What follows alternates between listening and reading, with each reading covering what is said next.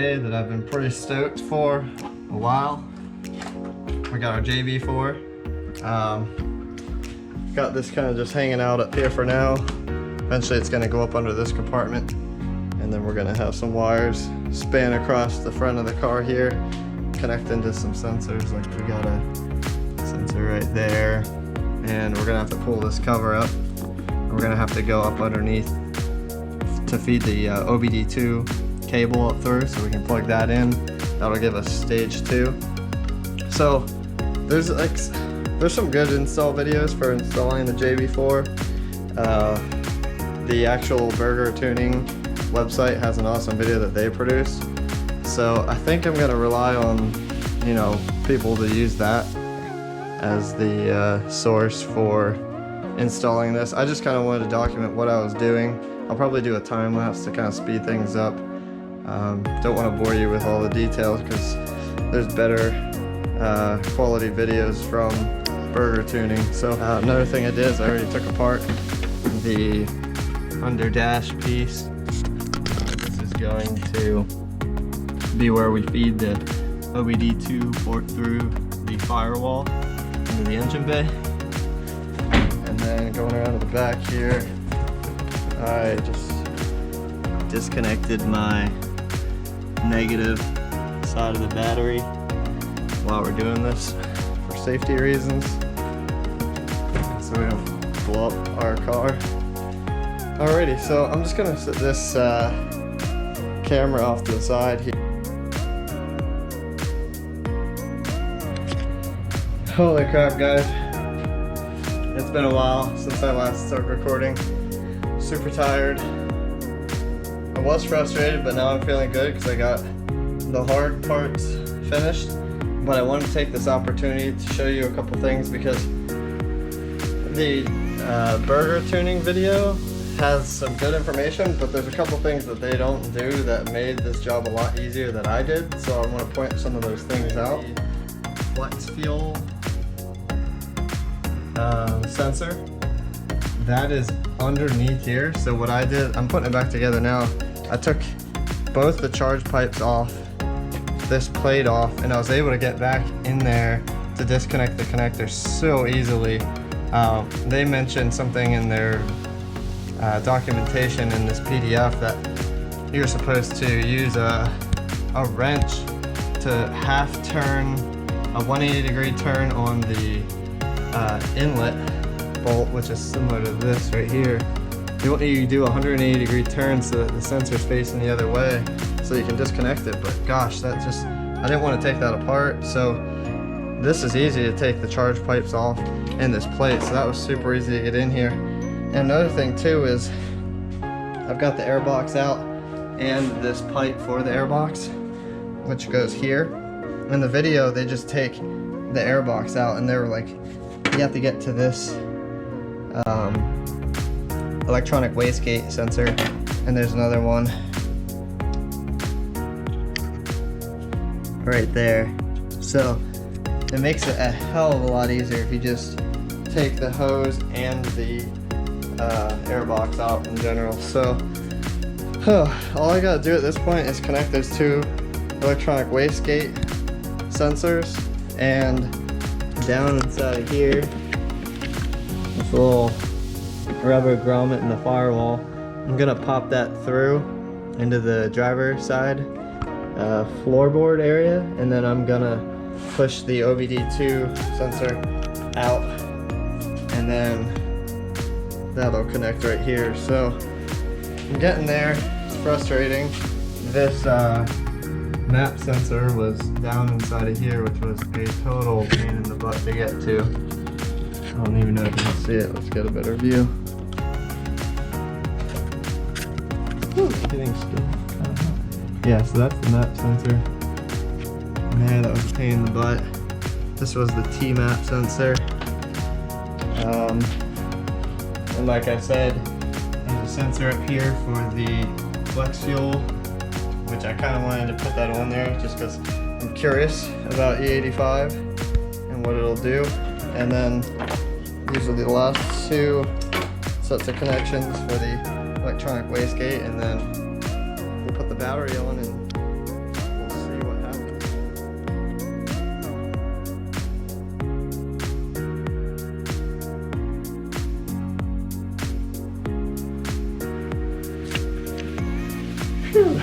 Alright guys, have everything back together.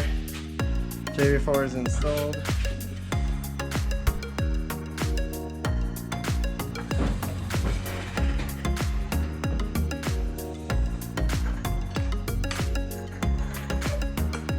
Let's start it up and see what happens.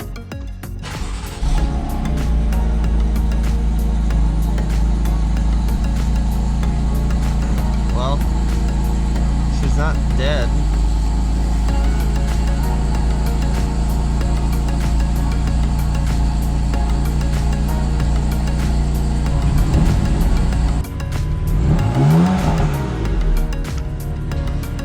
Definitely sounds louder. Go to map 1. Ugh. Let's go to map 1.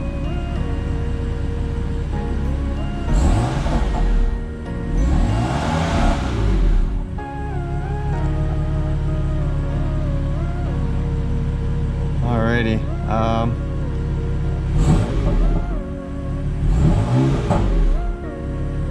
Man, the exhaust sounds completely different. It's awesome.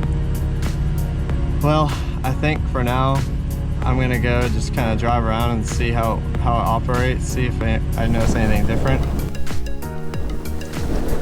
Alright, so now that I've had a few months with the JB4, I thought it'd be a good time to do a follow-up video to add to the end of this and talk a little bit about things I like about JB4, how to control the exhaust flap, and also things with the app. So one of the things that I wanted to point out just to start is I've got this Pro Clip USA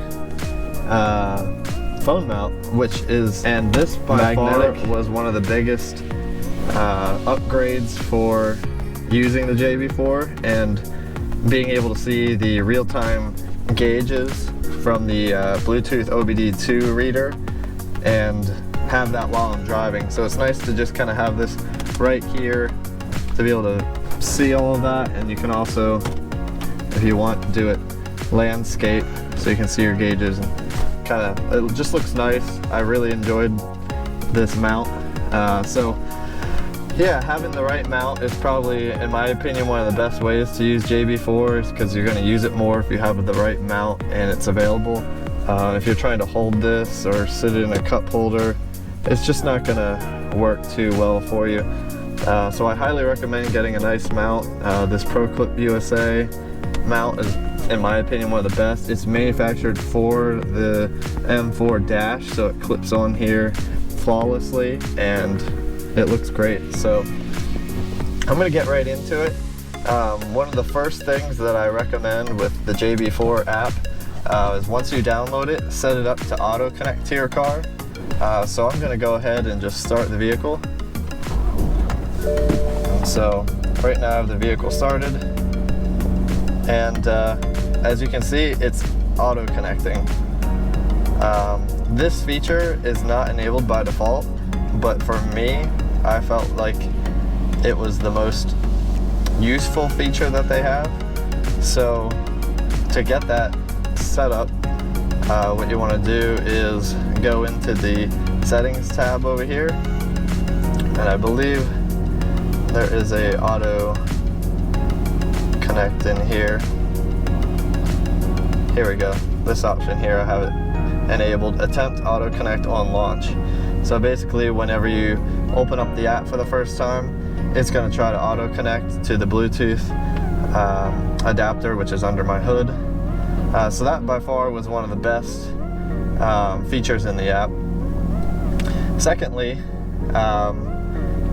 one of the things that happens, especially for me with the catless downpipes, is I get check engine lights on occasion, typically when I'm in map 0, because it goes back to the stock settings, and occasionally the ECU goes out and reads the O2 sensors and realizes that there's no cats there and throws a code. So if you go over to the codes tab and you do read codes, as you can see, catless downpipe detected, bank 2, you can delete that code out and your check engine light will go away. Interesting enough, that was an old code. I cleared all the check engine lights from my system prior to this. So yeah, and so mainly what you're want to do is you can adjust any of these gauge settings by holding them down, and it gives you a whole bunch of different options. You can do the gear you're in, the G-force. I have it set for boost too. I've got the internal air temperature, IAT, AFR, air fuel ratio. I have the E85 gauge up here. I haven't run E85 yet, but I have that up here just in case I do. One of the nice things is from this screen, if you want to do a quick change on the map selection, just double tap on the map and boom, you have the option to switch your map right away on the fly. And I think this is probably one of the biggest benefits to JB4, because sometimes I'll be in map 0 and I'll pull up to a red light and I'll look over and I'll see some what's this guy driving? See some jabroni in a Honda HR-V. They think they wanna run. Do a double tap, switch to map 2, and then you're ready to go, ready to race. And it's that quick and easy to switch maps, and that feature is by far handy, which is with a flash tune. This is a piggyback tune. With a flash tune, you're not going to be able to reflash your ECU in the amount of time it's going to take for a red light to change. So having that quick change option is probably my favorite feature to a piggyback tune. One of the biggest features that I use on a daily basis with this is the exhaust flap control. In the mornings, whenever the cold start is just insanely loud, I always shut the exhaust valves, and it's mapped over here to this BC button on the end of the turn signal indicator knob.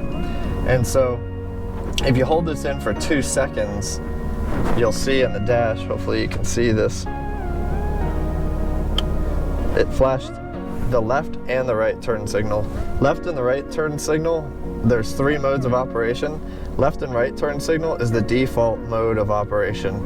That is, the exhaust flap will open proportionally to your throttle input, and so it will get louder as you get on the gas or the accelerator heavier, and it'll stay quiet as you're cruising around town. That's the standard stock functionality. If you hold it one more time, you should see a left arrow go. Left arrow over, that is exhaust flap completely open. And I'll roll the windows down here and give it a little rev so you can hear. You can hear the turbo spool, you hear the exhaust, it's very loud. And so that's exhaust flaps completely open, which is nice in my opinion for whenever you want to, you know, be a hooligan and drive around town and make a bunch of noise.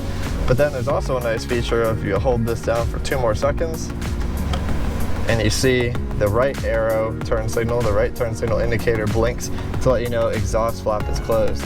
And now listen to how quiet it is with the exhaust flap closed.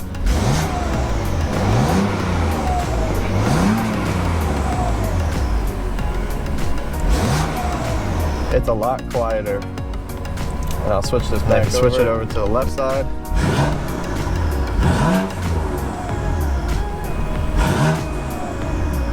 As you can hear, exhaust is much louder.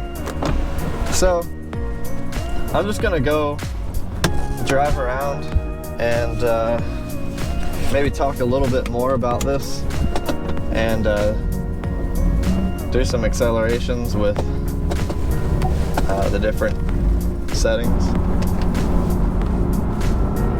Alrighty, so now we're out driving around and I've got the phone paired to the JB4 up here on my dash. So as you can see, the gauge clusters are, oh, we got some traffic here. As you can see, the gauge clusters are nice and visible right next to all my regular cluster. It's just nice to have that, I feel. Got some cars coming.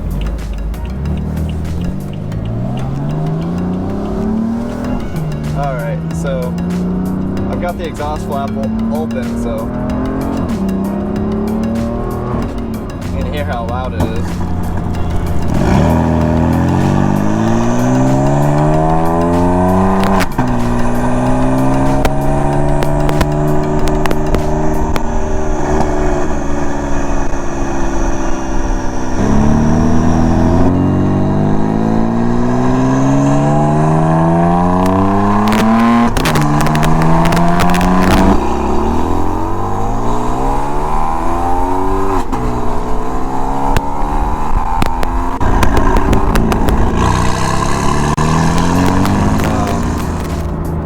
go ahead and do the same pull, close the valve.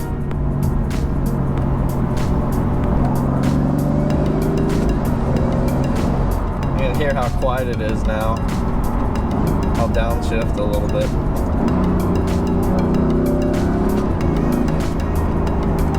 As you can hear, it's significantly quieter with that exhaust flap closed, and I can change that here with just a click of a button on this turn signal button, the BC button on the end here.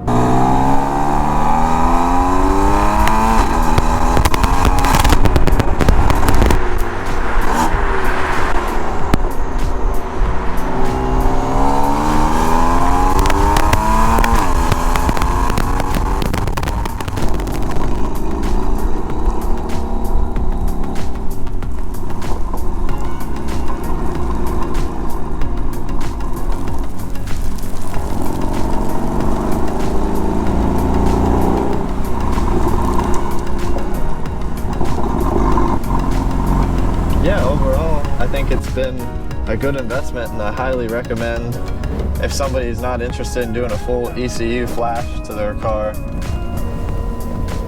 I highly recommend it. I think it's a great option. I guess one of the things that I haven't talked about yet is the firmware update, which is also, it's a little bit clunky, so let me go ahead and show you how that's done. I feel like the firmware update is a little strange. This is a JB4 alert. So when you click on that firmware update, what you want to do here is it takes you up to the n54tech.com forum, and this is where it gets a little clunky. So these are a bunch of different forums for all of the different JB4s. There's stuff for the B58 engine, N55, N54, but for the S55 engine, which is in the FM chassis, you want to click on this M button, and then what you want to do is scroll in and find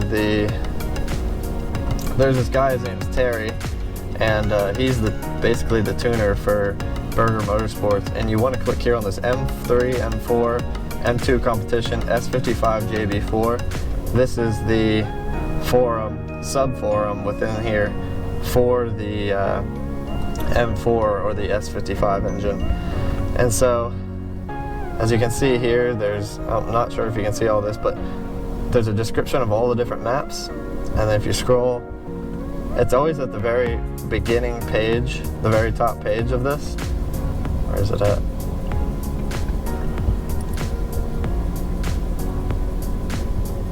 Here we go. So there's this picture down here where you scroll in, there is the different firmware options that you have here. I'm running the 185 T19. That has that's the newest one. As you can see, these are 183, 184, 185 T6, and so this one right here is the newest. And so what you do is once you click that, you can click update. I'm not going to do that since I'm already on this version, but that's how you do it. It's rather clunky, but hopefully this tutorial helps you, other people who are kind of confused on how all that works. That's something I think that Burger Motorsports should work on. That's, in my opinion, kind of not a good feature, or not a user-friendly approach to installing firmware. But if you're ordering these brand new, they're probably not going to have the latest firmware on them. I don't think they go ahead and reflash all of their models, especially if you order it from a different website other than Burger Motorsports, because it may have been sitting on the shelf with an older version loaded into the firmware. So definitely recommend going out there and getting that latest firmware update and doing that first thing once you install it. Alrighty, well, thank you guys very much for your time, and hopefully this tutorial helped you. And yeah, if you have any questions about JB4, feel free to leave a comment down below. I can answer any questions from my experience, and maybe it opens up a forum for other people to reply that have also used JB4 and can answer some of your questions. So hopefully this can be kind of a tutorial video which everyone can learn something from. And thank you guys all for watching, and we'll see you on the next one.